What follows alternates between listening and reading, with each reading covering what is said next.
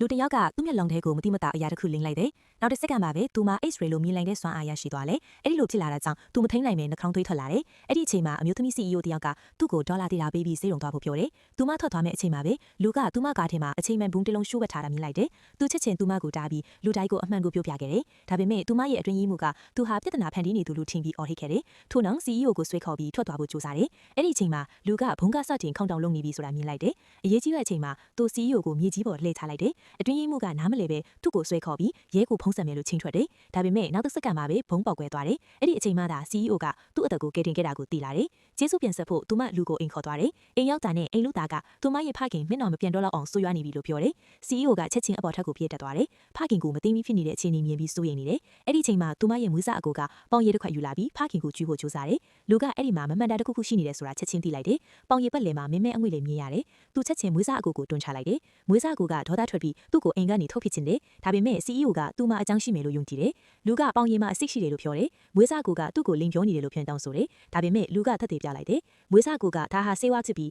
ဖခင်ကိုကယ်တင်ဖို့ပဲလို့ပြောပြီးကာကွယ်တယ်။အဲ့ဒီအချိန်မှာပုဂ္ဂလိကဆရာဝန်ရောက်လာတယ်။စစ်ဆေးပြီးနောက်ဖခင်တည်သွားပြီလို့ကြေညာလိုက်တယ်။မွေးစားအကိုကလူကိုတရားမဝင်အဖြစ်တင်ပြီးထိုးချင်တယ်။လူကသူ့ဖခင်ကိုပြန်လည်အသက်သွင်းနိုင်တယ်လို့ပြောတယ်။ဘယ်သူမှမယုံကြဘူး။သူအိတ်ထဲကပဲတီတစ်လုံးထုတ်ပြပြီးဒါကိုစားလိုက်ရင်ပြန်အသက်ရှင်လာမယ်လို့ပြောတယ်။လူတိုင်းကသူ့ကိုယူနေတယ်လို့လောင်ပြောင်ကြတယ်။ပဲတီတစ်လုံးနဲ့တည်သွားတဲ့လူကိုဘယ်လိုကယ်နိုင်မလဲဆိုတာမယုံကြဘူး။ CEO လည်းတန်တရားရှိပေမဲ့အခြားရွေးချယ်စရာမရှိတော့တာကြောင့်ယုံကြည်ပြီးစမ်းချီကိုဆုံးဖြတ်လိုက်တယ်။သူမပဲတီကိုခွဲပြီးဖခင်ကိုကျွေးလိုက်တယ်။ဖခင်ရဲ့ကိုယ်ခန္ဓာတွန်းကားလာတယ်။အကျိုးမရှိသလိုထင်ရတာကြောင့်မွေးစားအကိုကလူကိုရဲထန်ဖို့ကိုကြိုးစားတယ်။ဒါပေမဲ့အဲ့ဒီအချိန်မှာပဲဖခင်ပြန်လဲတတိရလာတယ်။သူ့ကိုပဲတီနဲ့ကယ်တင်ခဲ့တာကိုသိလာတဲ့နောက်ဖခင်ကချက်ချင်းလုံခြုံရေးတွေကိုလူကိုလွတ်ပေးဖို့အမိန့်ပေးပြီးမိသားစုအတွက်ဂုဏ်ယူဟောင်ဧည့်သည်အဖြစ်ဆက်ဆံခိုင်းတယ်။မွေးစားကိုကတော့အဖြစ်ရှိနေတယ်လို့ကြောက်ရွံ့ပြီးစိတ်မချမ်းသာနေတယ်။သူဖခင်ပြန်အသက်